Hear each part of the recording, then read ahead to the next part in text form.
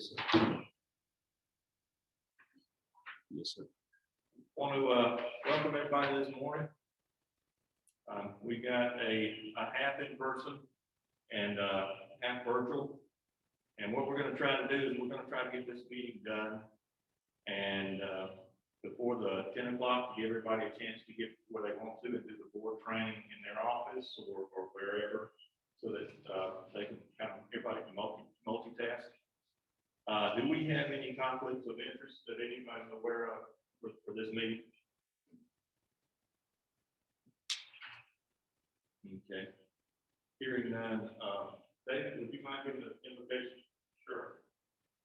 Precious Father, we thank you for this opportunity and together with the business, Father, that benefits the students and ministry of the county and the surrounding region, Father.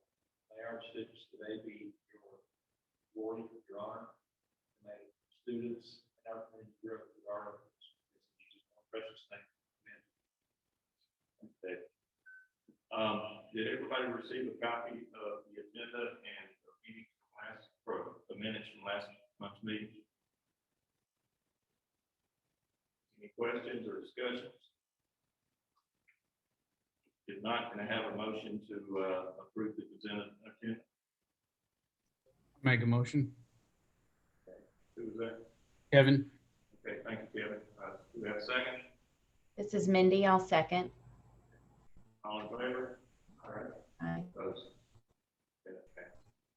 Okay, discussion items.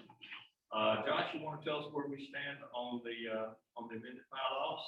I think we're good to go. And We are, our Board of Education approved the amendments to our bylaws on the last board meeting on February 16th. So those have been approved, and I think you sent those out to everybody, so everybody should have a copy of the final bylaws. So we should be good to go, and anybody can reference those if they have any questions. Update on strategic planning. yes, so I talked to Mr. Hill yesterday about strategic planning. Pretty much our timeline on that is to be complete, have our strategic planning, our strategic plan in place by the end of June. That's kind of in line with the school district calendar and stuff. So we need to accomplish that by June. Our idea is to have an initial work session with our entire governing board to establish our vision and mission for the College and Career Academy. We talked about doing that. If we can get a date in March set, that would be good. If not, we can do that initial meeting in April, but we need to do that probably either this month or next month at the latest.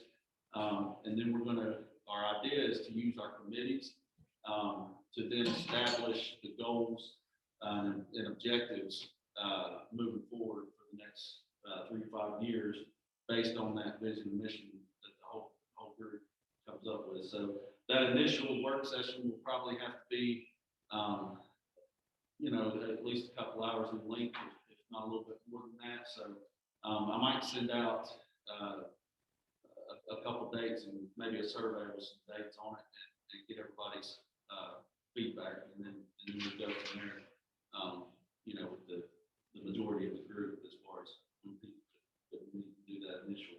And then again, after we have that date established, I can establish the individual committee dates where we'll set some goals and objectives from that. So. Okay. Sounds good. And everybody was assigned to different committees, and I sat in on all the committee meetings, as did Josh and several other people. But I think we've had some very productive meetings, very insightful. So what we're going to do at this time is just go around to the committee chairs and let them just give a brief update on the committee. And if there's anybody that was on the committee that wants to add something to it, just when it's appropriate, just chime in. But we'll start with the program development. Chris, do you have us an update on that committee? Yep, yeah, so we met up last week, kind of determined what our description, what our objectives are, determining basically the funding and timelines. He's working on the timelines and what it needs to be in the property development committee.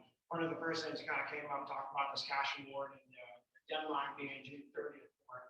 But most of that money, the $75,000 cash award, is going to be allocated for the architectural fees, which, basically have been already negotiated between architectural fees and construction management fees.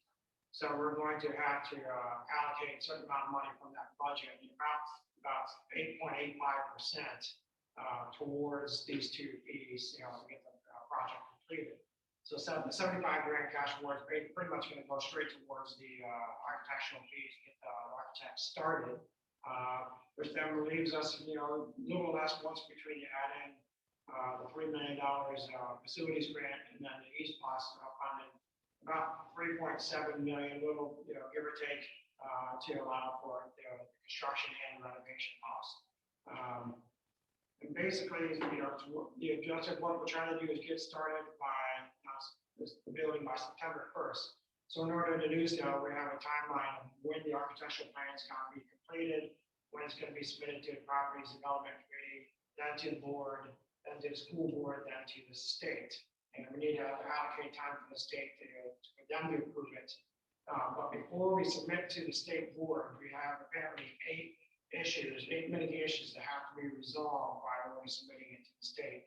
So basically, the school system's working on those mitigations until we get that, before we submit it. We'll have a solid timeline of when we need to get these things approved, the architectural plans approved and submitted here sometime this week. And then we'll get it back to the board to review, so we know exactly what our timeline is to hit our September 1st goal and objective for basically get it started. The first meeting is going to be in 2 days with the architectural firm. We're starting some initial plans for the plan for. That'll be on Thursday, 9 and 12. And then at some point, we're going to be going March 9th next week. We'll be going to North Georgia Technical College over in Clarksville to kind of review and oversee kind of what they've done for some of these programs that we're going to be utilizing, see what sort of equipment, how it's arranged and set up. So we'll be going, the team of us will be going out there next week to kind of check that out and see what we need to do or not do. And it kind of we're talking about initially the new building, it's going to be housing just the construction and automotive plan, and then curriculums, and then eventually we'll renovate the old location of the building for welding, manufacturing, and engineering. So that was basically kind of the initial talks with our committee.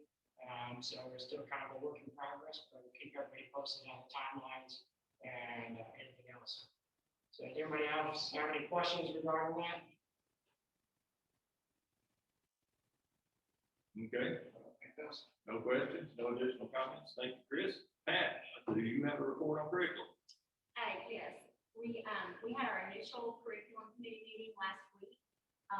We had some very good turnout from the stakeholders, business owners, and from our post-secondary folks were there. And so we just went around and kind of got ideas from each person, what they wanted to see coming out of the college and career pathway as far as things that they needed for workers coming into their workforce. One of the common things was, of course, employability skills, but also I think across the board there was the need for just simple math skills.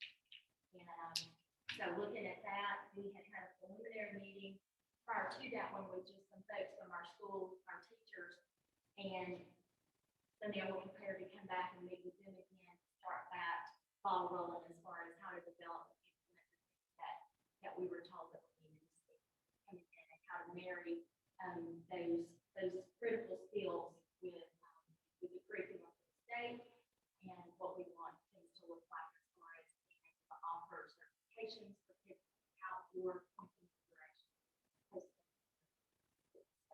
We had a lot of good information.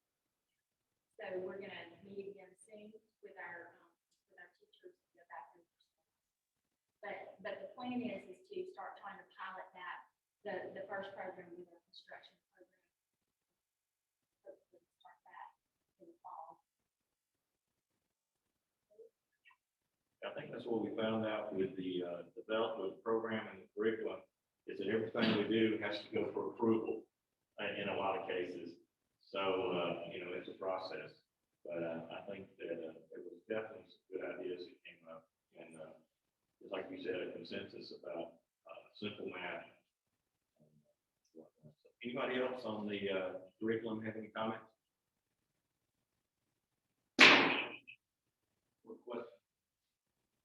Okay.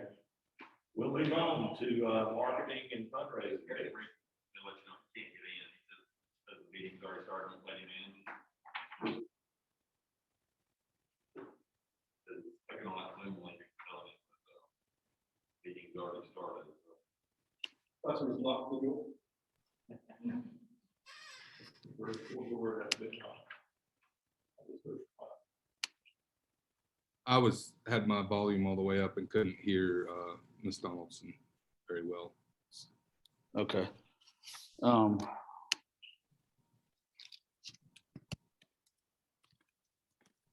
don't know if others had that same issue on.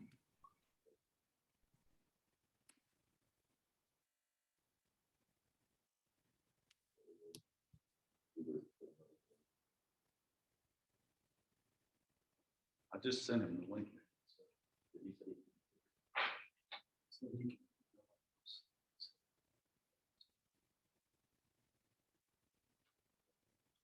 We just picked up. Mitch, we've never had a problem with hearing Mitch talk. So, Mitch, if you want to go with your report. Yeah, well, Eric was in the committee, so he's already on the database. We met last Friday, really good discussion. We met for about 90 minutes. Josh gave us an update about what basically he had done to get us rolling on some of this stuff with regard to articles in the paper, website being developed, and school systems purchase some top-notch video equipment that we could use for certainly Farmville, but a whole bunch of other things. So one of the big things that we needed to do was kind of determine the who, what, why, when, where kind of stuff about the marketing and fundraising. Because one of the first questions, if you will, is, why the heck are we marketing? We are what we are, right? Every kid, we're CCA, every kid required by law to get it. So why do we have to even market this thing? So but the conclusions are that it's really important from a PR perspective that we let the community know what's going on, let the parents know what's going on, that who are target here, and certainly the kids, we'll do some internal marketing to those kids, let them know for pathways and stuff like that, but to the parents, because parents are obviously big influencers on what's going on with kids, marketing to our companies and strategic partners and allies that will have a role to play in this thing. And marketing to the general public is one of the things that really boils up. It's really important that, for the citizens that aren't parents, or at least no one parents with kids in school, you really don't necessarily have a direct involvement in CCA one way or the other. It's supposed to for that now. We've got a lot of retired people. Really important that they understand what we're doing, what's going on, because they pay taxes. So we want to make sure that everybody in the community is fully engaged in the prize, both in the interest of transparency, we get everybody on board, and so that the school system continues to be universally supported. And there'll be some things that are unique. So, but that whole angle of making sure the citizenry is aware and supported. The other part on that, the other side of that PR kind of awareness issue has to do with fundraising. We may not need to do any fundraising initially. We're pretty well set with both the school systems, the budget, and grants and things that Josh has been very valuable.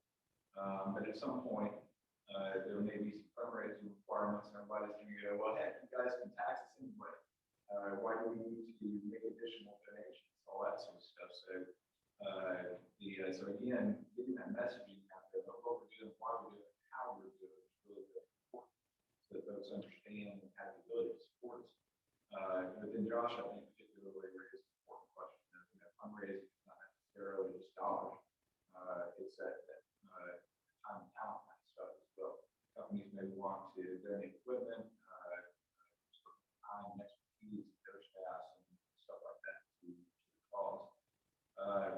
Got into target markets, who our audience, I touched on that. The students, parents, strategic allies, companies, citizens at large, and then how we're going to do all this stuff. So we're going to take a full across the board kind of approach to marketing the CCA. We'll certainly use the newspaper. And they're always been super good about running articles, writing content. So we use the newspaper. Radio stations are well listened to. Both of those are for kind of the older demographic, if you will. The newspaper tends to be consumed by older folks. Radio, older and middle-aged folks. But then social media will have a big presence on. Certainly Facebook, maybe Instagram, Twitter. And then we'll share content across all those platforms. But sometimes some of the stuff will be, hey, we've done this thing,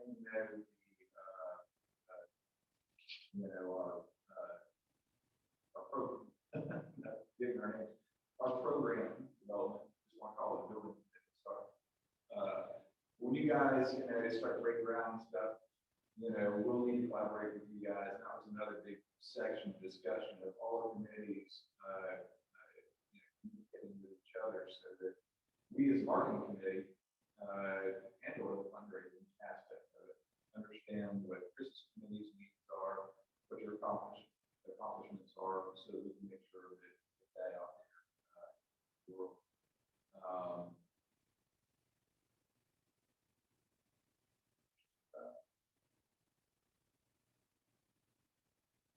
Yeah, and so just let that last slide about covers what we did. I'm not exactly sure, we haven't set a schedule so far on our regular meeting. Josh and I are going to get together and write up all the notes. We had a lot of discussion, a lot of really good content. We'll write up all the notes and then kind of informally convene the committee and figure out a regular meeting schedule moving forward. Ours will probably be a lot of ad hoc kind of work. So we're going to ask committee members to maybe take some responsibility for overseeing various aspects of this. I'm sorry, Becky, she got immediately drafted into social media. So me and our committee members are all going to be doing, creating all this stuff, but we find other people in the community and organizations to help us put all this stuff together. So we'll create some areas of responsibility for various committee members to make sure we stay on. So we got. Thank you, Mitch. Yeah, after Josh did the newspaper interview a couple of weeks ago, I know I had 2 or 3 people contact me wanting to know what they could do to help. There was one that wanted to provide some financial help, and another one that was wanting to possibly do some supplies. So the marketing is very critical, and if you went to some of these other college and career academies, they've got these videos, almost look like professionally produced videos in some cases, that start from the beginning and walk their way through. So I think it's very important that we kind of keep track of what's going on. And there's a lot of people out there that want to help, whether it's, it could be equipment, could be supplies. That's just as important as just giving dollars in a lot of these cases. So we need to let people know what's going on. And so we're looking forward to that. Thank you, Mitch, for that report. Mr. Carnes, the man with the money, you have a financial report. Good morning, everybody. We did have a meeting 2 Fridays ago.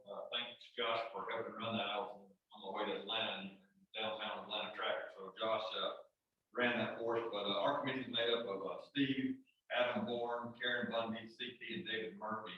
And I would say this is sort of a preliminary meeting for our group from the accountability, financial accountability, because there's a little bit that goes with this and some training that's going to have to be done that Josh made us aware of. mention a little bit about the budget. So $75,000 cash portion, the $3 million facilities grant, and then the $1 million that was set aside in the last block. We have a budget for this project of a little over $4,075,000, if I'm correct.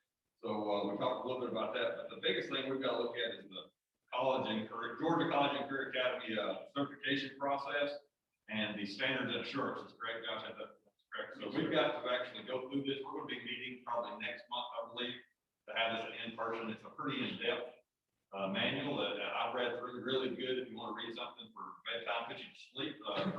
Pretty in-depth information that we're going to have to read and be accountable for. So we want to make sure instead of doing a virtual, we're going to try to do it face-to-face, but we thought there's some very important items in this that we need to make sure we're going to be accountable to. So we're going to look through that, make sure we understand the process and purpose of that, and what the state holds us accountable to. Josh is also going to be working on the CRE, the construction-related equipment grants. That's a 2-year process, if I'm correctly, of filing for those and getting the money. So he's going to get that out there. He's going to be applying for all that by May of this year. And then as the money comes in, hopefully we'll have that by the time we're finished with the facilities going into 2022, right? It was fall of 2022, we'll have that grant money. So hopefully have that money sometime in the summer of 2022. And knowing what we need, right, from an equipment standpoint, what we'll need, what we already have, and what can be donated to some of these other communities that have already mentioned that we did talk a little bit about that. And then we talked a little bit about the annual College and Career Academy budget, Perkins versus local funding. And Josh, you want to mention the Perkins versus local funding really briefly, how that? That's basically the CTA funding, how it works and how it's worked for as long as I've been a part of it. But basically Perkins money, we get Perkins money from, it actually comes from the federal government and funnels through our state. And we get, it goes off our full-time equivalent FTE count, which is basically, it's a equation, how they come up with the amount of funding that each school district gets from the state level. But anyway, so based off that, we get a certain amount of money each year from the state to run, this is for operation, to run these programs. Since I've been CTA director for the past, this is my 4th year, it's always been probably between about $24,000 to $26,000. And then the requirements for those Perkins funds is that the local district matches that. And so that's our operational budget basically for each school year, is probably right around between $45,000 and $50,000 a year. That can be spent on supplies, things for classrooms and labs. It can also be spent on travel for our teachers to participate in professional development, or for our teachers to attend the Career Tech Student Organization, the clubs that are associated with these different programs like FFA and Skills USA and HOSA and DECA, all those different clubs. Those funds can be spent as well to help offset the cost of our teachers traveling to those different things. So it can also be spent on equipment.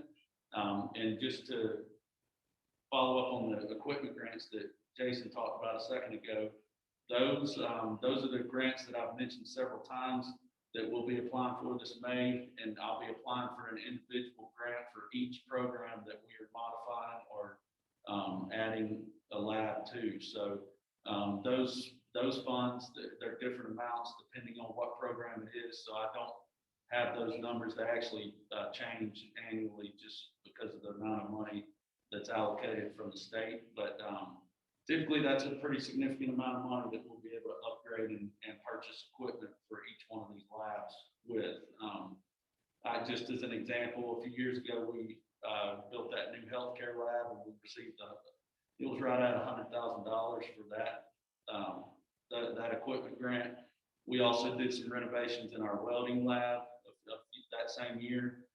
We received, I believe it was $68,000 for that. So the numbers vary, but it is a pretty good, significant amount of money, and I should have much more detail on that in the next couple of months on the actual dollars amount.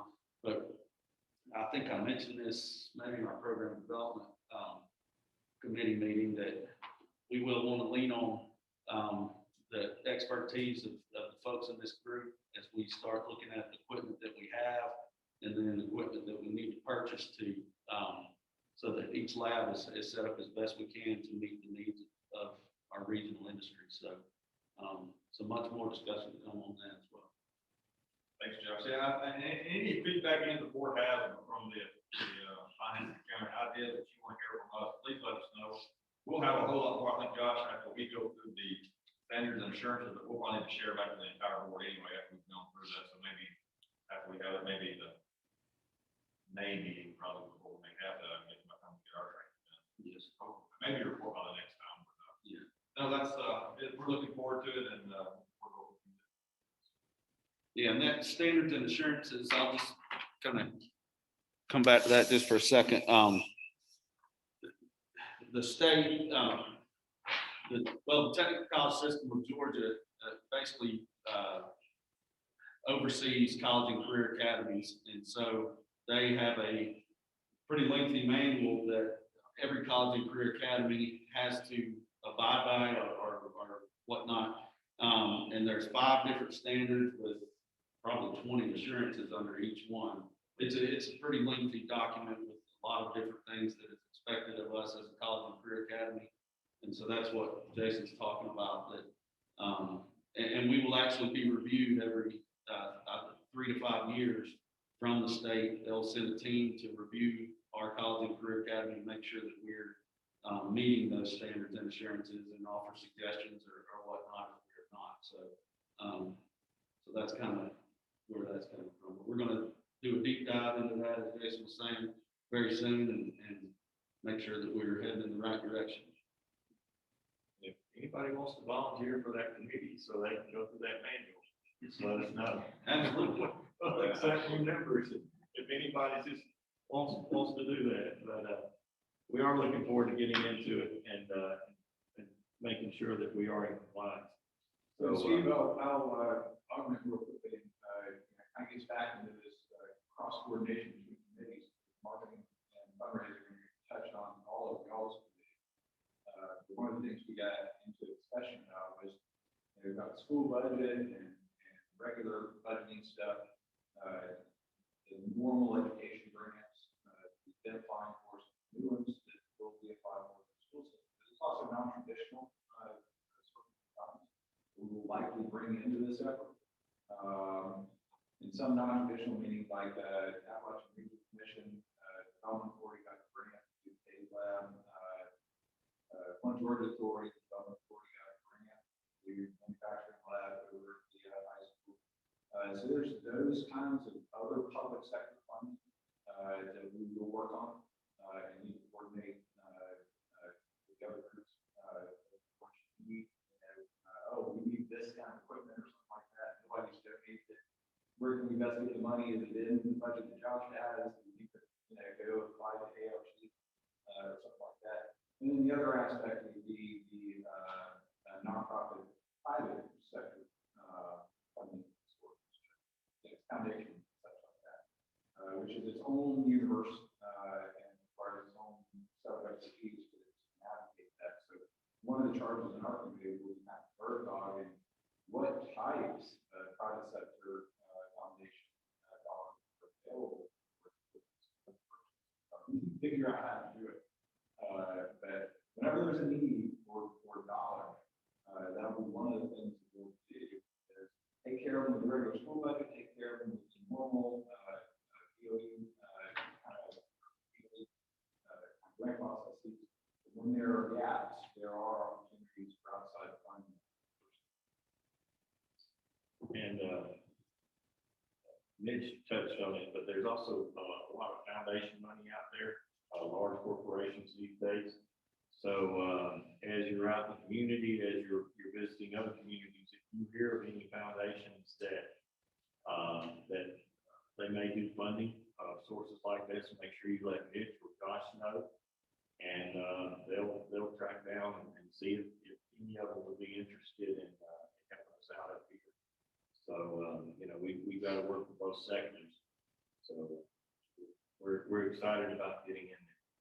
Okay, so Jason, you've done the, good. Okay, thank you, sir.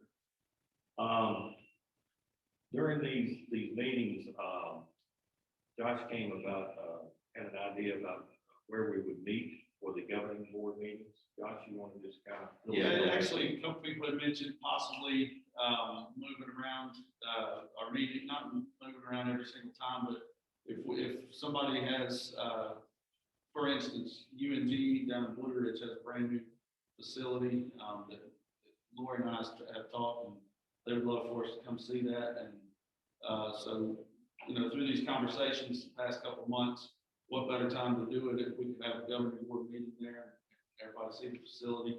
I know, other folks have mentioned possibly liking to host a governing board meeting. So not saying we'll do this every time. Actually, we had said that our I guess our normal spot will be our Board of Education facility, which I believe, are y'all moving back into that currently? We hope so. Soon, okay. It is, it's been being renovated, for the past, couple months, and they are, getting nearing the end, so we're hoping to be able to meet there with our kind of regular location very soon. But next month's meeting, I talked with Lori, and, they would like to host that at UNG, Blue Ridge campus. And so, in that meeting, let me just mention this as well. Our next meeting is actually on March 30th, because the first Tuesday, that's the one time through the year that we won't be on the first Tuesday. Because that first Tuesday is spring break for the school district. And so our next meeting, and it's actually 4 weeks from today, so it actually works pretty well. So we'll be on March 30th, and I will, send out the invites and all, like always. If you would though, just another thing on that, if everybody could let me know when I do send that invite, I'll put it in the email, but please let me know if you plan to attend in person so that I can let Lori know, down at UNG, so they can be prepared for how many people will actually be there in person. But and if you would like to host a meeting, at your either, business or post-secondary, any of our partners, please just contact me and let me know, and we can work that into the schedule, because I think it is good for everybody to kind of see, some of our different industries involved, and definitely our post-secondary partners and all that. So just contact me if you'd like to host a meeting. It was very good when the chamber does their leadership union program. They take everybody to all these facilities and whatnot. And that way, when different people are talking about different skill sets or equipment usage, when you've got a visual of it. And the good thing about this is we can still have a virtual option if somebody can't travel to Blue Ridge or whatever to see some of these. So we can do it virtually and in person, because it's exciting to see, especially the UNG campus. They just got brand new buildings. You can't driven by there at night. It's fabulous during the day, but it's really looks nice at night with all the lights on. So we'll be doing that. And also on the tour of campus next week on Tuesday, if anybody wants to go, make sure you let Josh know, because I think they want a head count on that tour.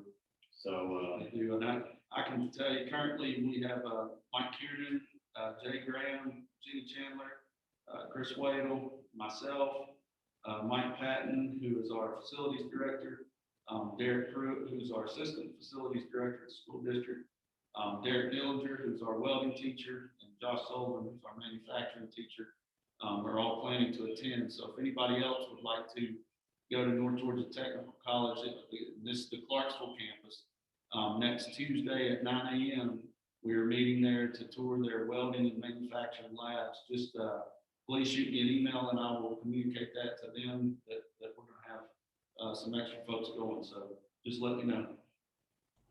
The more the merrier. Come on. Yes, ma'am. Yes, ma'am. We can't wait. We're excited to have you on.